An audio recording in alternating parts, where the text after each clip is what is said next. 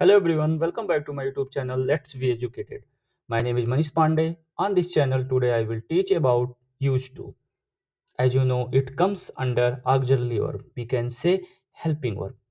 Today we will learn about all the rules of used to.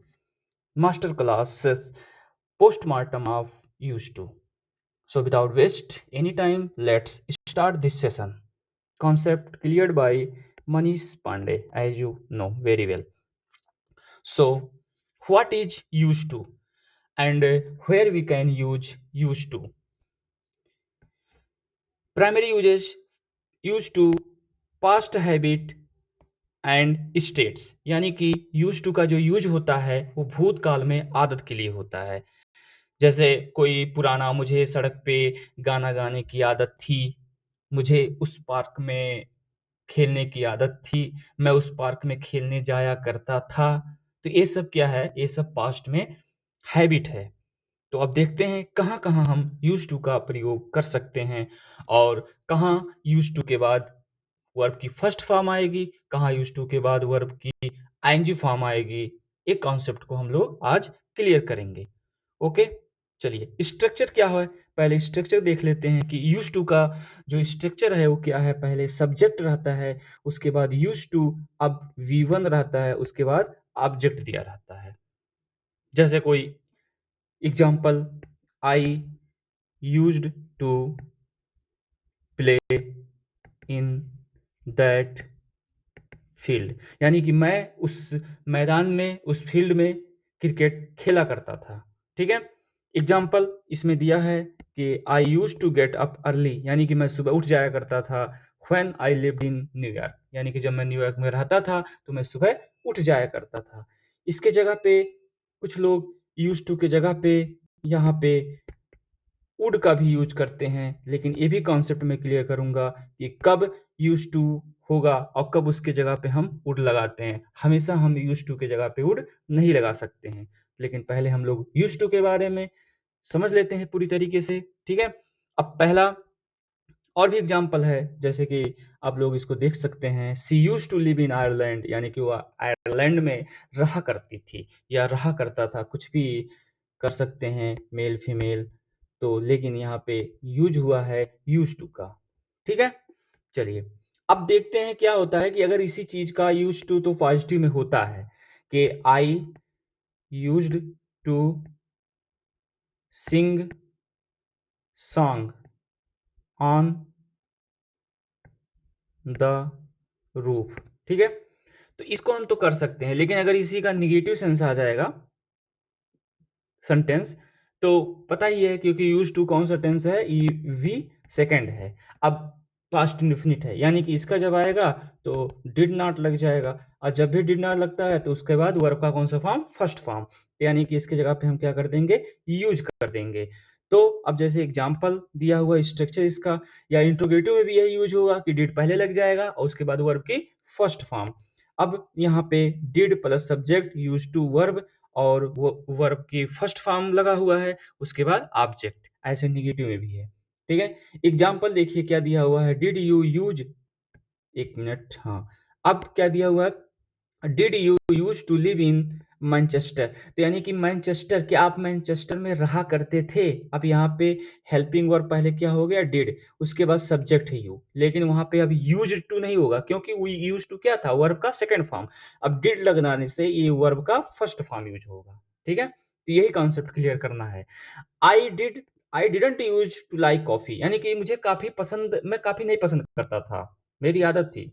तो पसंद करता था, ये पास्ट हैबिट है या स्टेट्स है। तो अब यहाँ पे आई के साथ क्या लगा हुआ है, डिड नॉट। अब जब डिड नॉट लग गया तो यहाँ पे यूज टू नहीं लगेगा, क्या लगेगा, यूज लगेगा।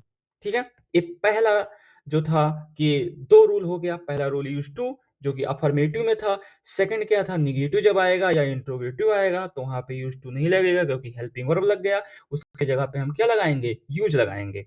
अब तीसरा रूल देखते हैं क्या होता है, ये जो बहुत ही इंपॉर्टेंट रूल है, क्योंकि लोग यही समझते हैं कि यूज टू के बाद वर्ब का फर्स्ट फॉर्म आता है, लेकिन यहाँ पे वर्ब भी दिया हुआ है। वर्ब भी में क्या आता है, जैसे कि आप जानते हैं हेल्पिंग वर्ब टोटल कितना होता है, 24।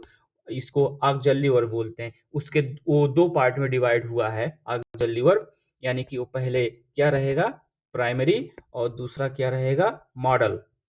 प्राइमरी में क्या रहेगा 3 इसके कैटेगरी बनते हैं बी, डू और हैव। तो वर्ब जो बी दिया हुआ है इसमें 5 है इज, एम, आर, वाज, वर, ठीक है। और डू में डू, डज, डिड। हैव में हैज, हैव, हैड। ये टोटल आपका 11 हो गया। इधर ये 13 हो जाएगा, यानी कि will, shall, would, should, can, could, may, might, must, need, dare, use to, ought to. ये टोटल हमारा कितना हो जाएगा 13। और 11 13 टोटल हेल्पिंग वर्ब कितना होता है 24। तो उसमें वर्ब बी में आप लोगों को कहीं भी कोई बोलेगा वर्ब बी क्या होता है, तो आपको बताना है कि वर्ब बी क्या होता है। इज, एम, आर, वाज, वर, ये पांचों क्या कहलाता है वर्ब बी, और ये प्राइमरी ऑक्सिलरी वर्ब के अंडर में आते हैं, ठीक है। चलिए अब देखते हैं कि ये जब आता है यानी कि ये यूज टू आ गया और इसके पहले अगर ये वर्ब भी दिया हुआ है पहले से, तब हम यहाँ पे यूज टू के बाद वर्ब की फर्स्ट फॉर्म ना यूज करके वर्ब की आईएनजी फॉर्म यूज करते हैं, ठीक है। कुछ लोग इसको फोर्थ फॉर्म कहते हैं, तो वर्ब की कोई फोर्थ फॉर्म नहीं होती है। वर्ब की first form, second form, third form, और जो चौथा है उसको आईएनजी फॉर्म बोलते हैं, और जो पांचवा है उसको सिंगुलर फॉर्म बोलते हैं, जो कि यस और ईएस लगाने से बनता है। एक चीज़ और कॉन्सेप्ट क्लियर मैं कर देता हूँ कि यहाँ पे देखिए नाउन दिया हुआ है, यहाँ पे वर्ब दिया है। कोई भी नाउन अपने आप में हमेशा क्या होता है सिंगुलर होता है, जैसे पेन। अब इसमें हम यन, यस या ई एस लगा के इसको क्या करेंगे, ये सिंगुलर है, इसको क्या किए प्लूरल इसको बनाए। कोई भी जो वर्ब होता है वो हमेशा क्या होता है प्लूरल होता है, और उसको हम यहाँ पे ई एस लगा के इसको सिंगुलर बनाते हैं। तो यहाँ पे नाउन और वर्ब में यही डिफरेंस है, ठीक है। चलिए अब देखिए यहाँ पे स्ट्रक्चर देख लेते हैं कि पहले क्या दिया हुआ है, कि पहले सब्जेक्ट है इज, एम, आर, वाज, वर, ये पांचों दे दिया है। उसके बाद यूज्ड टू, लेकिन इसके बाद वर्ब की आईएनजी फॉर्म प्लस नाउन रहेगा, ठीक है। या कुछ भी हो सकता है, फेज भी हो सकता है, एडवर्ब भी हो सकता है, ठीक है। चलिए अब एग्जाम्पल बहुत ही अच्छा है, जैसे आई। अब यहाँ पे I am not use to living in the city. कोई बोला कि मुझे शहर में रहने की आदत नहीं है, मैं शहर में नहीं रह पाता हूँ, मुझे शहर में रहने की आदत नहीं है। तो यहाँ पे हम क्या बोलेंगे कि आई के साथ क्या लगेगा आई एम लगा हुआ है, और नॉट है यहाँ पे यूज टू दिया हुआ, उसके पहले हेल्पिंग वर्ब हमारा वर्ब बी का यूज हुआ है। अब यहाँ पे यूज टू के बाद लिव ना होकर क्या कर देंगे लिविंग कर देंगे। यही कॉन्सेप्ट में क्लियर करवाना चाहता था, ठीक है। अब इंट्रोगेटिव में भी देख लिए, are you used to living with roommates, यानी कि तुम शहर में रहते हो तो क्या तुम्हें रूममेट के साथ रहने की आदत है। नो, ये मैं कह सकता हूं कि मुझे रूममेट के साथ रहने की आदत नहीं है। तो अब यहाँ पे हेल्पिंग वर्ब देखिए वर्ब बी का यूज हुआ है आर, उसके बाद यूज टू दिया हुआ है, फिर इसके बाद वर्ब की आईएनजी फॉर्म है, वर्ब की फर्स्ट फॉर्म नहीं है, ठीक है। अब यहाँ पे देखिए क्या दे दिया है, कोई जरूरत नहीं है कि उसके बाद नाउन ही आएगा। सी इज यूज टू हो गया है डिसअपॉइंटमेंट, यानी कि वो क्या है वो हमेशा निराश ही हो जाती है, उसको जो है वो निराशा होने की आदत हो चुकी है, वो हमेशा निराश हो जाती है। तो यहाँ पे यूज टू, लेकिन अगर वर्ब होता तो वर्ब की आईएनजी फॉर्म होती, ठीक है। चलिए एक और एग्जांपल दे दिखा दिया हुआ है, देख लेते हैं कि छात्रों को बारिश होने पर अंदर रहने की आदत है, ठीक है। तो the student are use to, अब रहना का होता है स्टे, लेकिन यहाँ पे यूज टू के बाद आईएनजी फॉर्म स्टेइंग अंदर, इनसाइड, व्हेन इट्स रेनिंग, जब बारिश होती है, ठीक है। ये आपका तीसरा था। चौथा क्या है कि गेट यूज टू, यानी कि वो धीरे धीरे आदत डाल रहा है किसी भी चीज में। अब उसके बाद भी गेट यूज टू आया है, फिर भी हम यूज टू के बाद क्या लगाएंगे आईएनजी फॉर्म। यानी कि एक कॉन्सेप्ट आप अपने माइंड में पूरी तरीके से वो हिट कर लीजिए कि यूज टू अगर दिया है खाली यूज टू और इसके पहले क्या दिया है सब्जेक्ट, तब इस यूज टू के बाद वर्ब की फर्स्ट फॉर्म आएगी। लेकिन जैसे ही यहाँ पे सब यूज टू के पहले कुछ भी दिया हो, अलग से कोई वर्ब दे दिया हो, चाहे वो हेल्पिंग वर्ब हो, चाहे यहाँ पे गेट दिया है, ये भी वर्ब का काम करता है, तब यहाँ पे यूज्ड टू के बाद वर्ब की फर्स्ट फॉर्म ना आके आईएनजी फॉर्म आएगी। ठीक है? चलिए, अब देखते हैं। आप स्ट्रक्चर कोई ज़रूरत नहीं है, वो तो अपने आप में पहले एग्जाम्पल के थ्रू अपने आप स्ट्रक्चर बनता ही जाएगा माइंड में, ठीक है? जैसे I am getting used to living in the city, यानी कि मैं शहर में रहता नहीं हूँ, लेकिन मैं शहर में रहने की धीरे-धीरे आदत डाल रहा हूँ। तो आई दिया हुआ है, एम गेटिंग, ठीक है? क्योंकि आई एम के बाद वर्ब की आईएनजी फॉर्म ये हो गया। उसके बाद यूज्ड टू तो दिया ही है, लेकिन अब यूज्ड टू के बाद वर्ब की फर्स्ट फॉर्म नहीं करेंगे। यहाँ पे यूज्ड टू के बाद क्या करेंगे? आईएनजी फॉर्म करेंगे। I am getting used to living in the city, मैं शहर में रहने की आदत डाल रहा हूँ। ठीक है? हालाँकि वो जो है फंबलिंग करने लगता है, लोगों के सामने आने में कहीं इस पब्लिक स्पीच बोलने के लिए कह दिया जाएगा तो हेजिटेट होता है, वो बोल नहीं पाता है। तो क्या कह रहा है कि अब धीरे-धीरे he is getting used to public speaking, यानी कि वो धीरे-धीरे लोगों के सामने बोलने की आदत डाल रहा है। तो he is getting used to दिया है, लेकिन यहाँ पे वर्ब नहीं आया हुआ है, कोई बात नहीं। अगर वर्ब आता तो आईएनजी में आता, ठीक है? अब फिर तीसरा, I can't get used to. अब देखिए आई कांट गेट, गेट का गेट, गॉट, गॉट और गेटिंग, गेट्स, ये पांचों हो गया। ठीक है? तो आई कांट, यहां पे क्या दिया हुआ है? I can't get used to working so many hours, यानी कि मैं काम लंबे समय तक नहीं कर पाता हूँ। यानी कि मैं उसकी आदत ही नहीं डाल पा रहा हूँ लंबे समय तक काम करने की। मैं इतने लंबे समय तक काम करने का आदी नहीं हो पा रहा हूँ। तो I can't get used to working so many hours. अच्छा, एक चीज़ और है, कांट जो दिया हुआ है, ये बहुत ही अच्छा है। इसके साथ एक चीज़ और यूज़ होता है, जैसे अगर हम कह दें कांट हेल्प, अब इसके बाद वर्ब की आईएनजी फॉर्म आएगा। इसका मतलब क्या? कि वो किसी मतलब रह नहीं पाता है।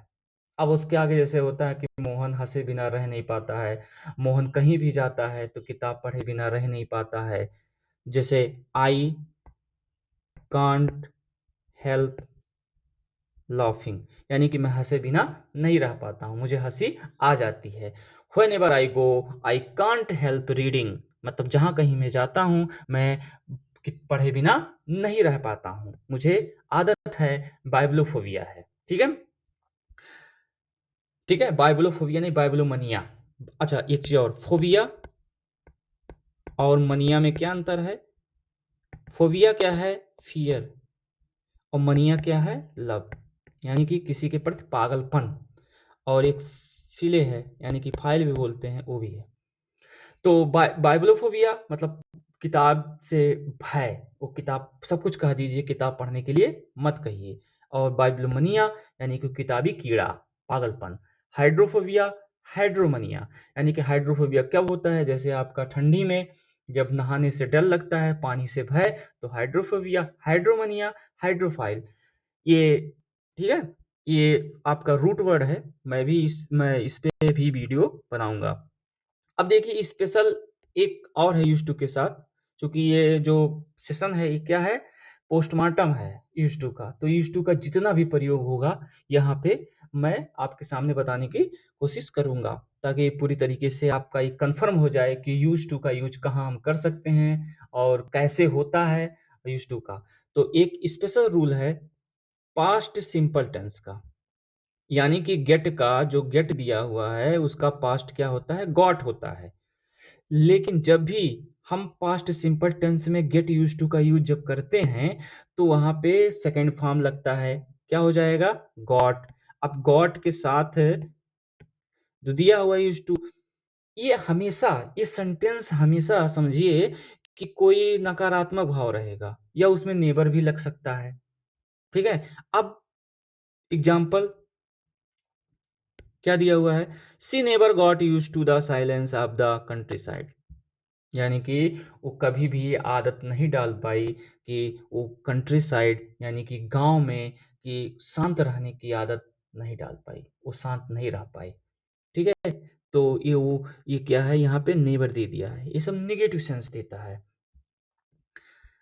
अब जो जैसे कि मैंने पहले बताया था कि कहाँ पे हम यूज टू का यूज करेंगे, और कहाँ पे हम वुड का करेंगे। हर जगह हम यूज्ड टू के जगह पे वुड का प्रयोग नहीं कर सकते हैं।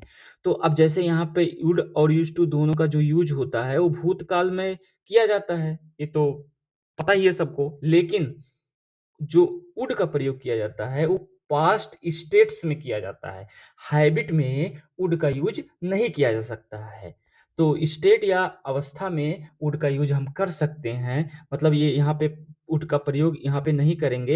हैबिट अगर कहीं दिया रहेगा तब हम वुड का यूज़ कर सकते हैं। इन दोनों में अंतर क्या है?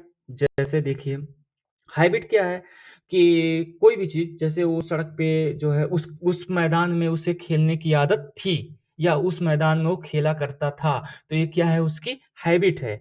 तो अब वहाँ पे हम करेंगे